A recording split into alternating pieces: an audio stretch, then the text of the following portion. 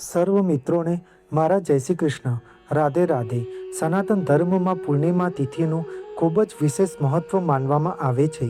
આ દિવસે વ્રત, પૂજા, કથા સાંભળવી અને દાન કરવાથી ભગવાન વિષ્ણુ અને માતા લક્ષ્મીની કૃપા પ્રાપ્ત થાય છે.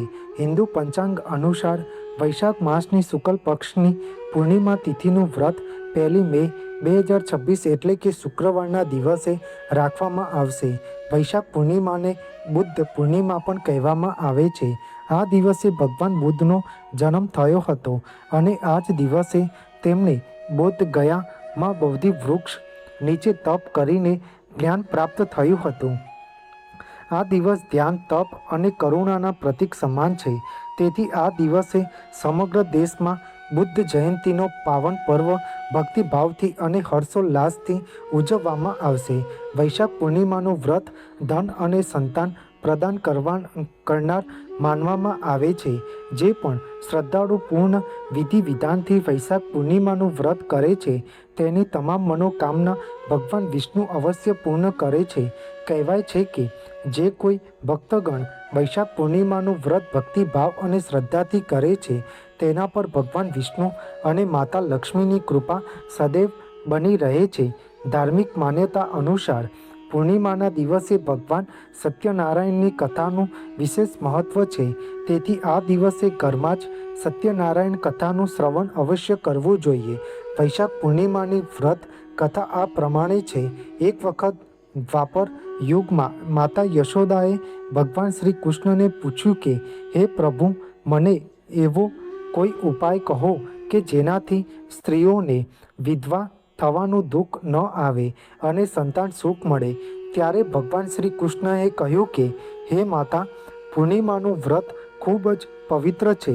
જે સ્ત્રીઓ 32 પૂર્ણિમા સુધી આ વ્રત ભક્તિભાવ અને શ્રદ્ધાથી કરે છે તેને સૌભાગ્ય અને સંતાન સુખની પ્રાપ્તિ અવશ્ય થાય છે. સૌભાગ્ય માટે દરેક સ્ત્રીએ 32 પૂર્ણિમા સુધી પૂર્ણિમાનું વ્રત કરવું જોઈએ, જેથી સંતાન અને સૌભાગ્યની રક્ષા થાય છે. કાંતિકા નામના એક શહેરમાં ચંદ્રહાસ્ય નામનો રાજા રાજ કરતો હતો.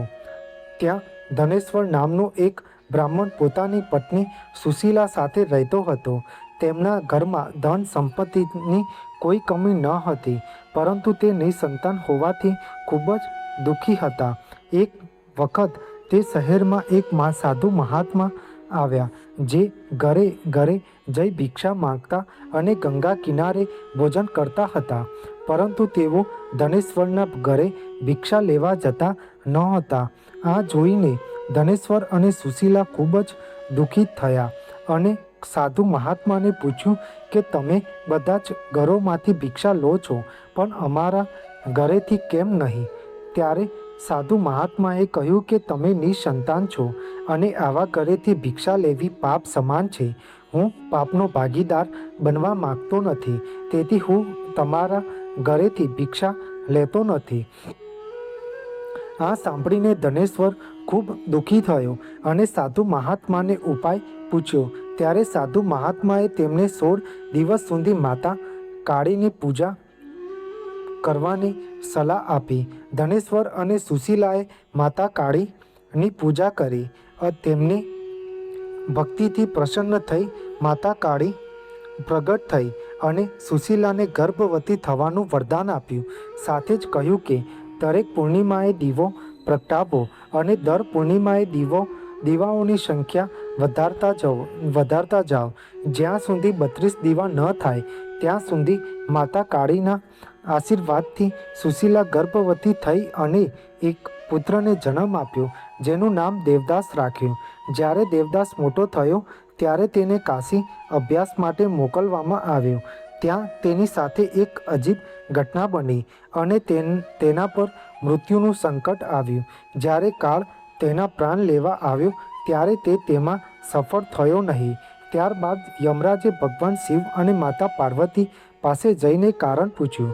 ત્યારે માતા પાર્વતીએ કહ્યું કે તેના માતા પિતાએ 32 પૂર્ણિમાનું વ્રત કર્યું જ હતું, તેથી કાળ તેનું કંઈ બગાડી શક્યો નહીં.